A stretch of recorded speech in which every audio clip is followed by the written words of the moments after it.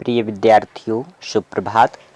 मैं आपका हिंदी अध्यापक धनीराम इप्टा आज आपके लिए लेकर आया हूँ उपन्यास नया रास्ता का भाग 25।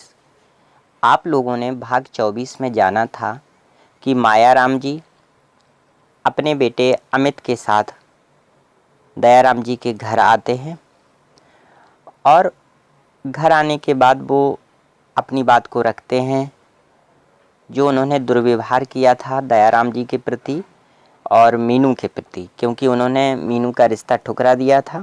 तो ये दुर्व्यवहार ही था एक प्रकार से।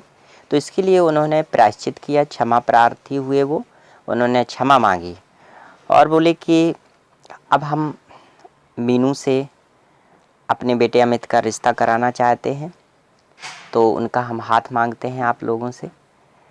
तो दयाराम जी को बहुत अच्छा लगा, क्योंकि उनके मन में जो उलझन थी मीनू के रिश्ते को लेकर के वो ख़त्म हो गई।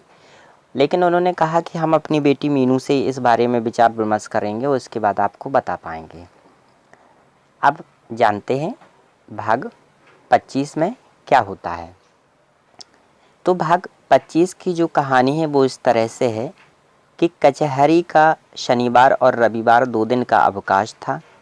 यानी आप जानते ही हैं कि मीनू बहुत प्रसिद्ध वकील हो गई है और वो मेरठ शहर में अपनी प्रैक्टिस करती है।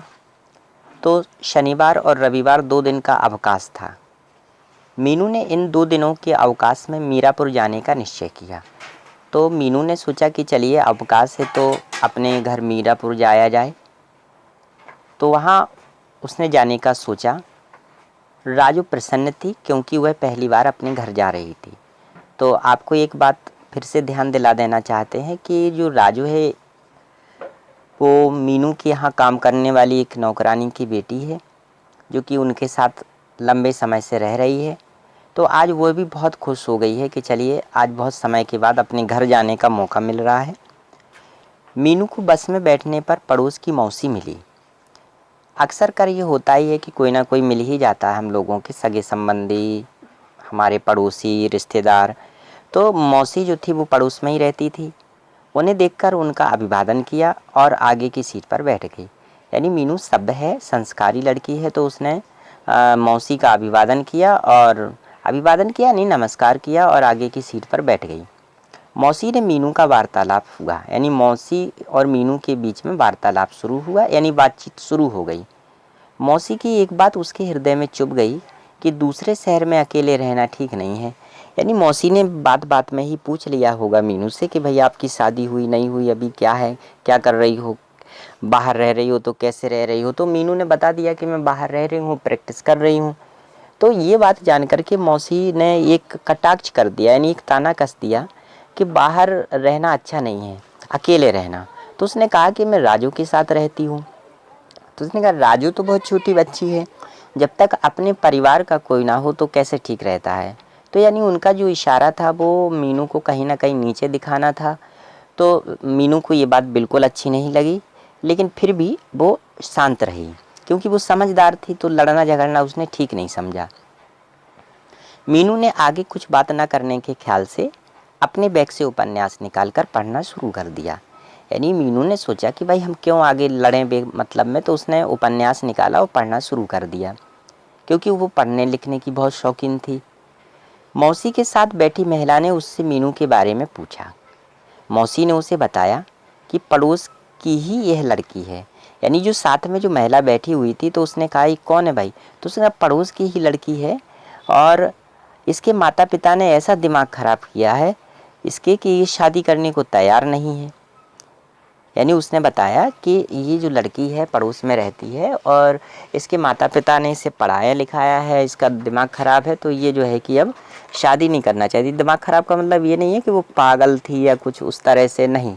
दिमाग ख़राब का मतलब था कि अभिमान हो गया है। ये मौसी सोच रही है कि मीनू को शायद अभिमान है, लेकिन उसे कोई अभिमान नहीं है। वो क्या है, वो बस शांत नेचर की लड़की है और अपना आराम से अपने जीवन गुजारने के लिए प्रयास कर रही है। उस महिला ने भी ताना कसा कि लड़कियों को इतना सर पर नहीं चढ़ाना चाहिए। अब हुआ ये कि चूँकि देखिए मौसी तो दकियानुसी थी, ये रूढ़िवादी थी, परंपरावादी थी।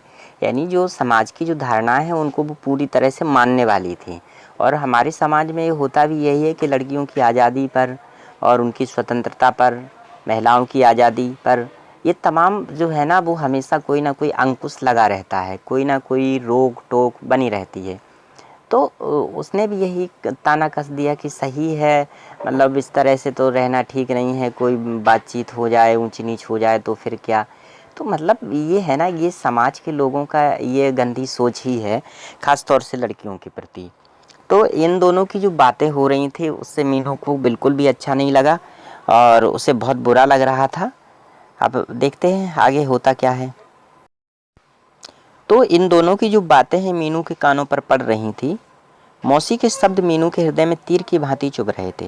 यानी जो मौसी है उसे ये बहुत जो मीनू है उसे मौसी की बातें बहुत बुरी लग रही थी।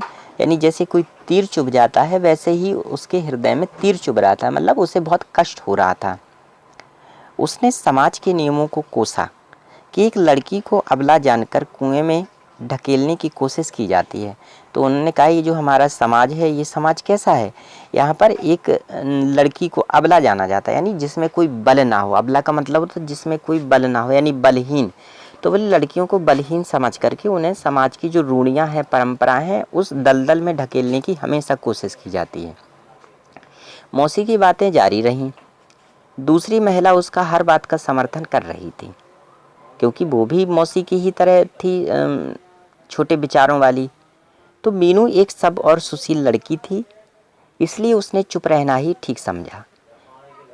वह नहीं समझ पा रही थी कि समाज में स्त्री पुरुष में इतना भेद क्यों है। लड़का कहीं भी अकेला रह सकता है, लड़की चाहे जितनी ही संयम से रहे उस पर हमेशा दोषारोपण होता है। यानी वो ये कह रही थी कि मतलब जो लड़के हैं वो चाहे जैसे रहें, स्वच्छंद रहें, स्वतंत्र रहें, उन पे कभी कोई रोक टोक नहीं होती है, लेकिन लड़की अगर रह रही है तो उस पर बहुत सारा दोषारोपण कर दिया जाता है। मीनू जैसे ही घर पहुंची, माँ उसे देखकर बहुत प्रसन्न होकर बोली, मीनू कल तुम्हारे पिताजी तुमसे मिलने मेरठ जाने की सोच रहे थे। तो माँ ने बड़े खुश होकर बोला कि बेटा कल पापा तुमसे मिलने आ रहे थे मेरठ।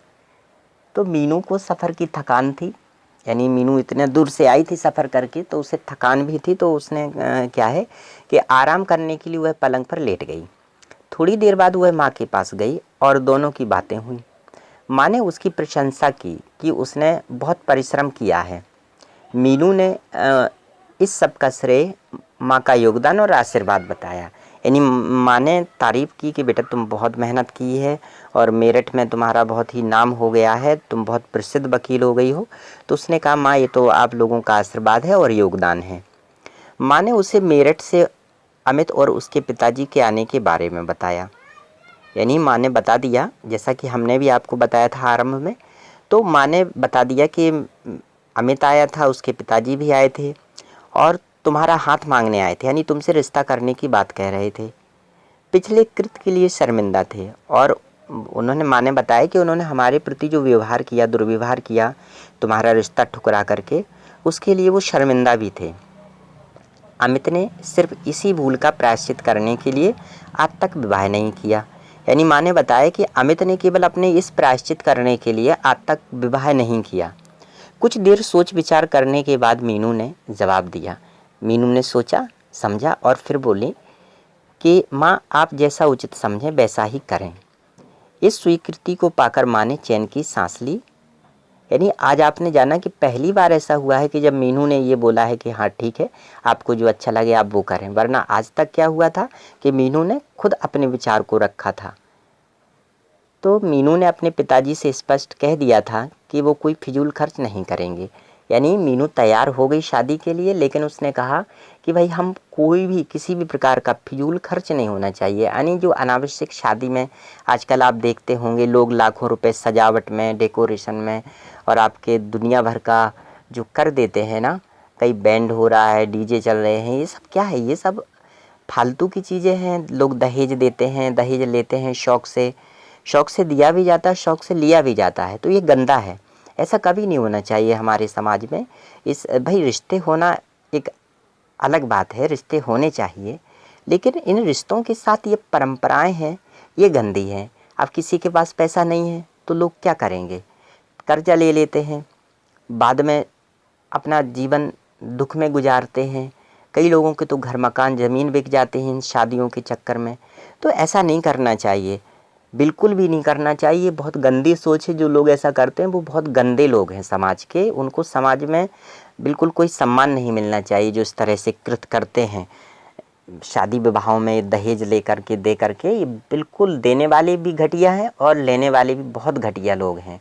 तो खैर, तो फिर होता क्या है कि मीनू चूँकि समझदार है, पढ़ी लिखी है, बहुत सज्जन है, तो उसने स्पष्ट कह दिया है कि मैं बिल्कुल भी एक फिजूल खर्च बर्दाश्त नहीं करूँगी और आप फिजूल खर्च नहीं करना, शादी करना है तो ज़रूर करिए।